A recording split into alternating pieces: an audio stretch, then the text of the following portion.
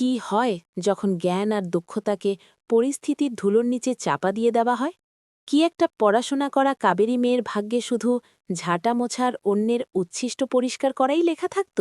এটা কাবেরীর গল্প। একটা এমনই মেয়ে যার কাছে ম্যানেজমেন্টের সবচেয়ে বড় ডিগ্রি তো ছিল, কিন্তু পরিস্থিতি তার হাতে ঝাঁটা ধরিয়ে দিয়েছিল।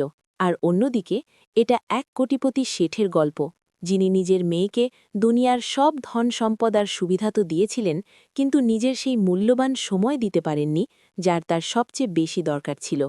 কাবেরী সেই ধনী বাড়িতে নিজের পরিচয় লুকিয়ে ভয়ে ভয়ে বেঁচে থাকত।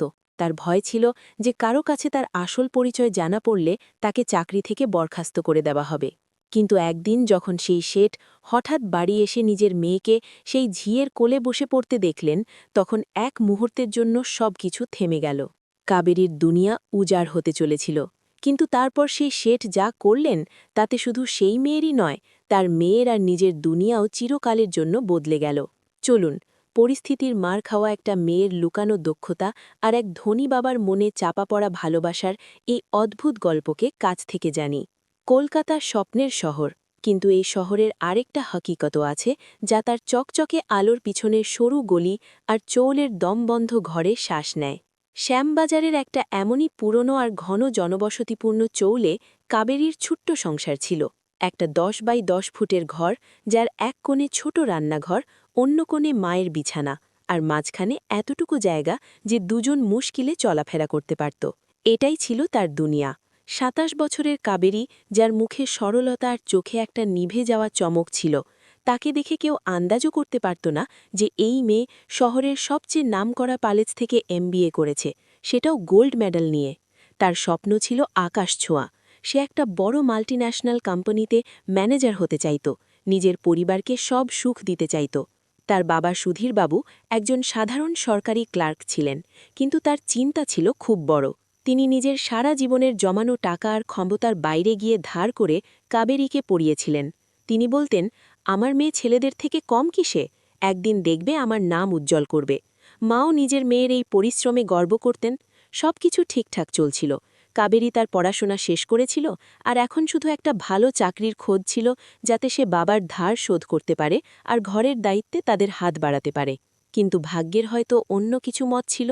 একদিন হঠাৎ সুধীরবাবুর হার্ট অ্যাটাক হলো, আর তিনি পরিবারকে চিরকালের জন্য ছেলে চলে গেলেন। কাবেরী আর তার মায়ের ওপর যেন দুঃখের পাহাড় ভেঙে পড়ল।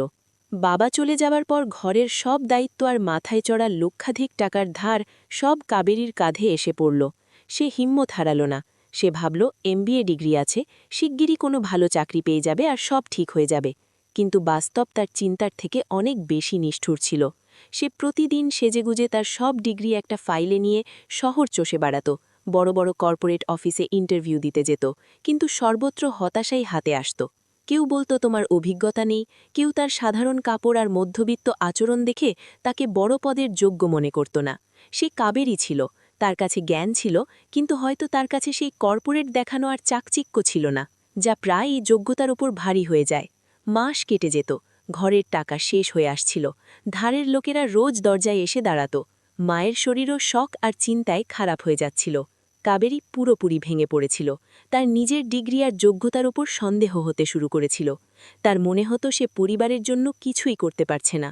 এক সন্ধ্যায় যখন সে সব দিক থেকে হেরে বাড়ি ফিরল, তখন তাদের পাশের বাড়ির সরলা মাসি তাদের বাড়িতে এলেন। সরলা মাসি একই ধনী এলাকার লেক গার্ডেনের একটা বাড়িতে বছরের পর বছর রান্না করার কাজ করতেন। তিনি কাবেরীর অবস্থা দেখে তার চোখ ভিজে এলো। বেটি কাবেরী, কতদিন নিজেকে কষ্ট দেবি? তোর মায়ের অবস্থা তো দেখ, কিছু তো করতে হবে। কাবেরী কেঁদে বলল, আমি কি করব মাসি? কেউ আমাকে চাকরি দিচ্ছে না। আমার ডিগ্রিগুলো আমার কাছে শুধু কাগজের টুকরো হয়ে গেছে। সরলা মাসি কিছুক্ষণ ভেবে তারপর দ্বিধায় বললেন, দেখ বেটি, খারাপ মনে করিস না। একটা কাজ আছে, কিন্তু হয়তো তোর যোগ্য নয়। আমাদের মালিকের পাশের বাড়িতে একজন খুব বড় শেঠ থাকেন, রণজিৎ প্রতাপ। তার স্ত্রীর কয়েক বছর আগে দেহান্ত হয়েছে। বাড়িতে তিনি আর তার 10 বছরের একটা মেয়ে থাকে। তাদের ঘরের পরিষ্কার আর ঝাঁটা মোছার জন্য একজন বিশ্বস্ত মেয়ের দরকার। বেতন ভালো। যদি তুই বলিস তো আমি কথা বলে দেখি।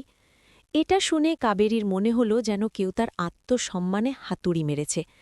MBA গোল্ড মেডেলিস্ট, আর এখন ঝাঁটা মোছার কাজ! তার চোখ থেকে জল পড়তে লাগল। সরলা মাসি তার কাঁধে হাত রাখলেন। বেটা, আমি জানি এটা তোর জন্য কত কঠিন, কিন্তু একটা কথা মনে রাখিস, কোনো কাজ ছোট হয় না। আর এখন তোর প্রথম দরকার তোর মায়ের ওষুধ আর ঘরের চুলা। যখন অবস্থা ভালো হয়ে যাবে তখন ছেড়ে দিস। সেই রাতে কাবেরী ঘুমাতে পারল না। একদিকে তার স্বপ্ন, তার শিক্ষা, তার আত্মসম্মান ছিল, আর অন্যদিকে তার মায়ের ম্লান মুখ আর ঘরের খালি দেওয়াল। শেষ পর্যন্ত সে তার জীবনের সবচেয়ে কঠিন সিদ্ধান্ত নিল। সে তার সব ডিগ্রি একটা পুরনো সিন্ধুকে বন্ধ করে দিল, আর নিজের ভাগ্যের সামনে হাঁটু গেড়ে বসল। পরের দিন সে সরলা মাসির সাথে লেক গার্ডেনের সেই আলিশান কোঠির সামনে দাঁড়াল। সেই কোঠি কোনো প্রাসাদের থেকে কম ছিল না। কাবেলীর বুক ধরফর করছিল। তার মনে হচ্ছিল যেন সে অন্য কেউ, আর এটা তার জীবন নয়। শেঠ রণজিৎ প্রতাপ ৪০ থেকে ৪৫ বছরের খুবই গম্ভীর আর কঠোর স্বভাবের মানুষ ছিলেন। তিনি নিজের দমে একটা খুব বড় ব্যবসা সাম্রাজ্য গড়ে তুলেছিলেন। তার দুনিয়া শুধু তার কাজ, তার মিটিং আর তার লাভ ক্ষতির হিসেবের মধ্যেই সীমাবদ্ধ ছিল। স্ত্রী চলে যাবার পর তিনি আরও বেশি কাজে ডুবে গিয়েছিলেন, হয়তো নিজের একাকিত্ব থেকে পালানোর জন্য। তার ১০ বছরের মেয়ে ছিল প্রিয়া। সে শহরের সবচেয়ে দামি ইন্টারন্যাশনাল স্কুলে পড়ত। রণজিৎ প্রতাপ তাকে দুনিয়ার সব সুখ সুবিধে দিয়েছিলেন। তার কাছে সবচেয়ে দামি খেলনা, সবচেয়ে ভালো কাপড়, আর তার দেখাশোনার জন্য চাকর চাকরানির একটা ফৌজ ছিল। কিন্তু একটা জিনিস ছিল যা রণজিৎ প্রতাপ তাকে কখনো দিতে পারেননি, আর সেটা ছিল তার সময় আর একজন বাবার ভালোবাসা। যখন সরলা মাসি কাবেরীকে তার সাথে পরিচয় করিয়ে দিলেন, তখন রণজিৎ প্রতাপ তাকে শুধু এক নজর দেখলেন। ঠিক আছে, কাল থেকে কাজে আসিস, কিন্তু মনে রাখিস, আমি কাজে কোনো অবহেলা পছন্দ করি না। কাবেরী মাথা নিচু করে হ্যাঁ বলল, আর এভাবে কাবেরীর জীবনের একটা নতুন আর যন্ত্রণাদায়ক অধ্যায় শুরু হলো। সেই মেয়ে যে কর্পোরেট মিটিংয়ে প্রেজেন্টেশন দেওয়ার স্বপ্ন দেখত, এখন তার হাতে ঝাঁটা আর বালতি নিয়ে সেই বড় বাড়ির মেঝে চকচকে করছিল। সে নিজের পরিচয়, নিজের শিক্ষা, সবকিছু নিজের চুপ করে থাকার পিছনে লুকিয়ে ফেলেছিল। সে সবচেয়ে কম কথা বলত, শুধু কাজ করত আর চলে যেত। তার প্রতি মুহূর্তে এই ভয় লেগে থাকত যে যদি কারোর জানা পড়ে যে সে এত পড়াশুনো করা, তাহলে লোকে তার মজা করবে, আর হয়তো শেঠজি তাকে চাকরি থেকে বরখাস্ত করে দেবেন, এটা ভেবে যে সে এই কাজের যোগ্য নয়। বাড়িতে তার সবচেয়ে বেশি নজর পড়ত শেঠজির মেয়ে প্রিয়ার ওপর। প্রিয়া খুবই শান্ত আর মনমরা থাকা মেয়ে ছিল। সে বেশিরভাগ সময় নিজের ঘরে একা থাকত বা তার দামি খেলনা নিয়ে খেলত। কাবেরী দেখত যে প্রতি সন্ধ্যায় একজন টিউটর তাকে পড়াতে আসত, কিন্তু প্রিয়ার মন পড়াশোনায় একদম লাগত না। সে প্রায়ই তার বইয়ের দিকে তাকিয়ে থাকত বা জানালা দিয়ে বাইরে দেখত।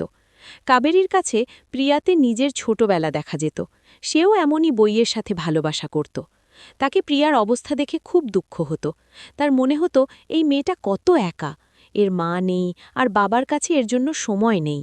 একদিন যখন কাবেরী প্রিয়ার ঘর পরিষ্কার করছিল, তখন সে দেখল প্রিয়া গণিতের বই নিয়ে খুব চিন্তিত হয়ে বসে আছে। তার চোখে জল ছিল। তার টিউটর হয়তো তাকে বকা দিয়া চলে গিয়েছিল। কাবেরী আর থাকতে পারল না। সে আস্তে করে তার কাছে গেল। কি হয়েছে বেটা, তুমি কাঁদছ কেন? প্রিয়া তাকে রেগে দেখল। তোমার এতে কি দরকার, তুমি তোমার কাজ করো। কাবেরীর খারাপ লাগল, কিন্তু সে হিম্মত হারাল না। আমি শুধু সাহায্য করতে চাইছিলাম, আমারও গণিত খুব পছন্দ। প্রিয়া অবাক হয়ে তার দিকে তাকাল। তোমার তোমার গণিত আসে? তার স্বরে একটা মজা আর অবিশ্বাস ছিল। কাবেরী হাসল। হ্যাঁ, একটু আধটু। সে প্রিয়ার বইটা তুলে নিল। সেটা বীজগণিতের একটা কঠিন প্রশ্ন ছিল। কাবেরী এক মুহূর্তেই বুঝে নিল প্রিয়া কোথায় ভুল করছে। দেখো, তুমি এখানে ফর্মুলা ভুল লাগিয়েছ, এটাকে এভাবে নয়, এভাবে সমাধান করতে হয়। কাবেরী কাগজে খুব সহজ উপায়ে তাকে সেই প্রশ্ন বুঝিয়ে দিল। প্রিয়ার চোখ অবাক হয়ে বড় বড় হয়ে গেল। তার দামি টিউটার যা ঘণ্টার পর ঘণ্টা লাগিয়ে তার মাথায় ঢোকাতে পারেনি, সেটাই ৫ মিনিটে বুঝিয়ে দিল। সেই দিন থেকে প্রিয়ার ব্যবহার কাবেরীর প্রতি বদলাতে লাগল। এখন সে তার সাথে কথা বলতে শুরু করল। প্রায়ই যখন তার টিউটার চলে যেত, তখন সে তার সমস্যা নিয়ে কাবেরীর কাছে আসত। কাবেরীও ভয়ে ভয়ে লুকিয়ে চুরিয়ে তার সাহায্য করে দিত। সে তার ঝাঁটা মোছা শেষ করে প্রিয়ার ঘরে থেকে যেত আর তাকে পড়াত। এটা তাদের একটা গোপন সম্পর্ক হয়ে গেল। কাবেরী প্রিয়াকে পড়িয়ে একটা অদ্ভুত শান্তি পেত। তার মনে হতো যেন সে আবার তার পুরনো জীবনযাপন করছে, আর প্রিয়া কাবেরীতে একটা বন্ধু, একটা শিক্ষক আর হয়তো তার মায়ের একটা ছায়া দেখতে পেত। তার মন এখন পড়াশোনায় লাগতে শুরু করল, তার গ্রেড ভালো হতে লাগল। কিন্তু কাবেরীর মনে সবসময় একটা ভয় বসে থাকত, যদি শেঠজির জানা পড়ে যায় তাহলে সে তার সীমা লঙ্ঘন করছে। সে একটা ঝিঁ, শিক্ষক নয়। সে তার এই দুঃসাহসের জন্য এই চাকরি হারাতে চাইত না, কারণ এটাই তার আর তার মায়ের জীবনের একমাত্র অবলম্বন ছিল। আর তারপর একদিন যা তার ভয় ছিল তাই হল। 1 মাসেরও বেশি সময় কেটে গিয়েছিল। কাবেরী আর প্রিয়ার এই গোপন সম্পর্ক আরও গভীর হয়ে গিয়েছিল। এখন এটা শুধু পড়াশোনার মধ্যে সীমাবদ্ধ ছিল না। কাবেরী প্রিয়াকে গল্প শোনাত, তার সাথে খেলত, আর তাকে সেই ভালোবাসা আর আপনত্ব দিত যার জন্য প্রিয়া হাহাকার করছিল। প্রিয়ার ব্যবহারে একটা অলৌকিক পরিবর্তন আসছিল। যে মনমরা মেয়ে ছিল সে এখন হাসতে খেলতে শুরু করেছিল। স্কুলে তার পারফরমেন্স দেখে তার টিচাররাও অবাক হয়ে যাচ্ছিলেন। এই সব পরিবর্তন ঘরের অন্য চাকর-চাকরানীরাও দেখছিলেন, কিন্তু কেউ কখনো শেঠ রঞ্জিত প্রতাপকে বলার সাহস করেনি, কারণ তারা সবাই জানতেন শেঠজির রাগ কত খারাপ। সেই দিন রঞ্জিত প্রতাপকে একটা জরুরি মিটিংয়ের জন্য শহরের বাইরে যেতে হয়েছিল। তাদের পরের দিন ফেরার কথা ছিল। কাবেরী আর প্রিয়া দুজনেই খুব খুশি ছিল। আজ তাদের একসাথে সময় কাটানোর জন্য পুরো দিন পাওয়া যাবে। দুপুরে যখন কাবেরী তার সব কাজ শেষ করেছিল, সে প্রিয়ার ঘরে গেল। প্রিয়া তার স্কুলের একটা প্রজেক্ট নিয়ে খুব চিন্তিত ছিল। তাকে সৌরমণ্ডল নিয়ে একটা মডেল বানাতে হবে। কাবেরী তাকে নিরাশ করল না। দুজনে মিলে সেই প্রজেক্টের উপর কাজ করতে লাগল। কাবেরী তার এমবিএর দক্ষতা ব্যবহার করে খুব সৃজনশীল উপায়ে সেই মডেল তৈরি করছিল। সে প্রিয়াকে প্রত্যেক গ্রহের বিষয়ে বিস্তারিত গল্পের মতো বুঝিয়ে দিচ্ছিল। প্রিয়া এত মজার উপায়ে পড়ে খুব খুশি হয়েছিল। সে তার সব বই আর চার্ট মেঝেতে বিছিয়ে বসেছিল। কাবেরী মেঝেতে বসেছিল, আর প্রিয়া তার কোলে মাথা রেখে খুব মন দিয়ে তার কথা শুনছিল। দুজনেরই সময়ের কোনো খেয়াল ছিল না। ওদিকে ভাগ্য তার খেলা খেলছিল। রঞ্জিত প্রতাপের মিটিং হঠাৎ বাতিল হয়ে গেল, আর তিনি সেই সন্ধ্যায় বাড়ি ফেরার সিদ্ধান্ত নিলেন। যখন তিনি সন্ধ্যায় বাড়ি পৌঁছলেন, তখন পুরো বাড়িতে একটা অদ্ভুত নীরবতা ছিল। তার মনে হলো হয়তো প্রিয়া তার ঘরে ঘুমোচ্ছে। তিনি চুপচাপ কোনো শব্দ না করে নিজের মেয়েকে দেখতে তার ঘরের দিকে এগোলেন। তিনি আস্তে করে দরজা খুললেন, আর ভিতরের দৃশ্য দেখে তিনি দরজাতেই পাথরের মতো দাঁড়িয়ে রইলেন। তার মেয়ে প্রিয়া মেঝেতে বসেছিল, আর তার মাথা তাদের ঝিঁ কাবেরীর কোলে ছিল। চারদিকে বই আর কাগজ ছড়িয়ে ছিটিয়ে পড়েছিল, আর কাবেরী খুব আস্তে আর ভালোবাসায় ভরা স্বরে প্রিয়াকে কিছু বুঝিয়ে দিচ্ছিল। প্রিয়ার মুখে এমন একটা শান্তি আর খুশি ছিল যা রঞ্জিত প্রতাপ বছরের পর বছর দেখেননি। এক মুহূর্তের জন্য তার মনে নিজের স্ত্রীর কথা মনে পড়ল, যিনি ঠিক এভাবেই প্রিয়াকে পড়াতেন। কিন্তু পরের মুহূর্তেই তার মাথায় একজন ব্যবসায়ীর কঠোরতা ফিরে এলো। এটা কি হচ্ছে তার বাড়িতে? একটা ঝি, যার যোগ্যতা তার বাড়ির মেঝে পরিষ্কার করা, সে তার মেয়েকে কোলে বসিয়ে পড়াচ্ছে। এই দুঃসাহস কিভাবে হলো? তার কপালে ভাঁজ পড়ল, আর মুখ রাগে লাল হয়ে গেল। এসব কি হচ্ছে? তার ভারী আর গম্ভীর স্বর ঘরের শান্তি ভেঙে দিল। তার স্বর শুনতেই কাবেরী আর প্রিয়া দুজনেই খুব চমকে উঠল। শেঠজিকে সামনে দাঁড়িয়ে দেখে কাবেরীর তো যেন প্রাণ উড়ে গেল। তার পুরো শরীর কাঁপতে লাগল, তার হাত পা ঠান্ডা হয়ে গেল। তার মনে হলো আজ তার দুনিয়া শেষ। আজ তাকে শুধু এই চাকরি থেকে নয়, এই শহর থেকেও বের করে দেওয়া হবে। সে ভয়ে দাঁড়িয়ে রইল, আর মাথা নিচু করে কাঁপতে লাগল। প্রিয়াও তার বাবাকে হঠাৎ দেখে ভয় পেয়ে গেল। পাপা আপ! রঞ্জিত প্রতাপের সব রাগ তার মেয়ের ভয়ার্ত স্বর শুনে এক মুহূর্তের জন্য থেমে গেল। তিনি নিজের স্বর সংযত করার চেষ্টা করলেন, কিন্তু তার চোখে এখনও সেই কঠোরতা ছিল। তিনি কাবেরীর দিকে ইশারা করে প্রিয়াকে জিজ্ঞাসা করলেন, এটা কি হচ্ছিল প্রিয়া? প্রিয়া তার বাবার রাগ জানত। তার মনে হলো এখন কাবেরী দিদিকে খুব বকা খেতে হবে, আর হয়তো তাকে কাজ থেকে বরখাস্ত করে দেওয়া হবে। সে হিম্মত করে তার বাবার সামনে দাঁড়ালো। পাপা, এতে দিদির কোনো দোষ নেই। আমার প্রজেক্ট ছিল আর আমি কিছু বুঝতে পারছিলাম না, তাই দিদি শুধু আমাকে সাহায্য করছিল। রঞ্জিত প্রতাপ তার মেয়ের চোখে একটা অদ্ভুত আত্মবিশ্বাসের চমক দেখলেন। সে প্রথমবার তার বাবার সামনে কারোর জন্য দাঁড়াচ্ছিল। রঞ্জিত প্রতাপ প্রিয়াকে কিছু বললেন না। তার নজর এখনও কাবেরীর ওপর স্থির ছিল, যে এখনও পাথরের মূর্তির মতো মাথা নিচু করে দাঁড়িয়েছিল। তুমি আমার সাথে আমার স্টাডি রুমে এসো, তিনি কাবেরীকে বললেন, আর ঘর থেকে বেরিয়ে গেলেন। কাবেরীর মনে হলো যেন কাছে মৃত্যুদণ্ডে শোনানো হয়েছে। তার মনে শুধু একটা চিন্তাই আসছিল, এখন আমার মায়ের কি হবে? আমি ধার কিভাবে শোধ করব? তার চোখ থেকে জল পড়তে লাগল। সে কাঁপতে কাঁপতে স্টাডি রুমের দিকে এগোল, যেন কোনো অপরাধী তার বিচারকের সামনে হাজির হচ্ছে। স্টাডি রুমে রঞ্জিত প্রতাপ তার বড় লেদারের চেয়ারে বসেছিলেন। তার মুখে কোনো ভাব ছিল না, যা পড়া খুব কঠিন ছিল। বসো, তিনি সামনের চেয়ারের দিকে ইশারা করলেন। কাবেরী ভয়ে ভয়ে বলল, না শেঠজি, আমি দাঁড়িয়েই ঠিক আছি। আমি বললাম, বসো। তার স্বরে এমন একটা জোর ছিল যে কাবেরী চুপচাপ চেয়ারের কোণে বসে পড়ল। ঘরে কিছুক্ষণ একটা ভারী নীরবতা নেমে এলো। তারপর রঞ্জিত প্রতাপ জিজ্ঞাসা করতে শুরু করলেন, তোমার নাম কি? জি, কাবেরী। কতদূর পড়াশুনো করেছ? এই প্রশ্ন শুনতেই কাবেরীর বুক আরও জোরে ধরফর করতে লাগল। যদি সে সত্যি বলে তাহলে সেটজির রাগ আরও বাড়তে পারে। তিনি ভাববেন যে আমি তাকে ধোঁকা দিয়েছি, কিন্তু এখন মিথ্যে বলার কোনো লাভ নেই। জি, এমবিএ, সে প্রায় ফিসফিস করে বলল। জোরে বলো। জি, আমি এমবিএ করেছি। এটা শুনে রঞ্জিত প্রতাপ তার চেয়ারে সোজা হয়ে বসলেন। তার কানকে বিশ্বাস হচ্ছিল না। এমবিএ? আর তুমি আমার ঘরে ঝাঁটা মোছা করছ? এটা মজা? না সেটজি, এটা হকিকত। আর তারপর কাবেরী তার চোখের জলের সাথে তার পুরো গল্প তার সামনে রাখল। তার বাবার স্বপ্ন, তার পড়াশোনা, তার মৃত্যু, মাথায় চড়া ধার আর চাকরি না পাওয়ার তার পুরো অসহায়তা। সে বলতে থাকল, আর রঞ্জিত প্রতাপ চুপ করে শুনতে থাকলেন। যখন কাবেরী তার কথা শেষ করল, তখন ঘরে আবার সেই নীরবতা নেমে এলো। রঞ্জিত প্রতাপ কিছুক্ষণ আঙুল দিয়ে টেবিলে টোকা দিতে থাকলেন, যেন কোনো গভীর চিন্তায় ডুবে আছেন। কাবেরী তার শাস্তির অপেক্ষা করছিল। শেষ পর্যন্ত রঞ্জিত প্রতাপ তার চুপ থাকা ভাঙলেন। তুমি আমাকে ধোঁকা দিয়েছ কাবেরী, তুমি তোমার এত বড় যোগ্যতা আমার থেকে লুকিয়েছ। কাবেরী কেঁদে বলল, সেটজি আমাকে মাফ করে দিন, আমি খুব ভয় পেয়ে গিয়েছিলাম। আমার মনে হয়েছিল যদি আমি সত্যি বলি তাহলে আপনি আমাকে কাজ দেবেন না। আমার এই চাকরির খুব দরকার ছিল। রঞ্জিত প্রতাপ তার চেয়ার থেকে উঠে ঘরে হাঁটতে লাগলেন। গত 6 মাস ধরে প্রিয়ার স্কুল থেকে অভিযোগ আসছিল, তার গ্রেড ক্রমাগত 60-র নিচে নেমে আসছিল। আমি শহরের সবচেয়ে দামি টিউটার রেখেছিলাম, কিন্তু কোনো ফল হয়নি। সে জেদি আর মনমোড়া হয়ে যাচ্ছিল। কিন্তু গত 1-1.5 মাস ধরে আমি দেখছি তার মধ্যে কিছু পরিবর্তন আসছে। তার টিচার বলেছে সে এখন ক্লাসে মন দিচ্ছে, তার গ্রেডও ভালো হচ্ছে। আর আজ আমি তাকে বছরের পর বছর পর হাসতে দেখলাম। তিনি কাবেরীর সামনে এসে দাঁড়ালেন। এসব তোমার জন্য হয়েছে, তাই না? কাবেরী আস্তে করে মাথা নাড়ল। রঞ্জিত প্রতাপ আবার তার চেয়ারে বসলেন। তিনি গভীর শ্বাস নিলেন। ঠিক আছে, তোমার এই ঘরে ঝাঁটা মোছার কোনো দরকার নেই। তুমি কাল থেকে কাজে আসবে না। এটা শুনে কাবেরীর বাকি হৃদয়ও ভেঙে গেল। তার মনে হলো যা ভেবেছিল তাই হল। কিন্তু রঞ্জিত প্রতাপ আরও বললেন, তুমি কাল সকাল 10টায় আমার অফিসে পৌঁছবে।